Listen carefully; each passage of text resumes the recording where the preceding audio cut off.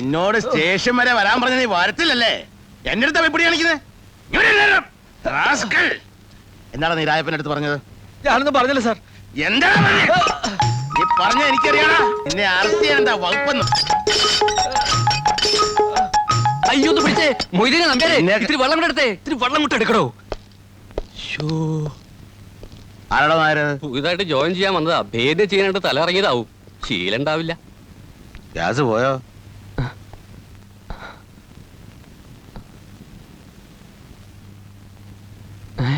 അയ്യോ ആ വഴിതെറ്റി കയറിയാണോ? അല്ല സാർ. പിന്നെ വീട്ടുകാരുടെ നേർച്ചയായിരുന്നു തന്നെ പോലീസ് ചേർക്കാമെന്ന്. തന്റെ മുഖത്തൊണ്ട് ലക്ഷണം താൻ ഈ തൊഴിലിന് പറ്റിയവനല്ലെന്ന്.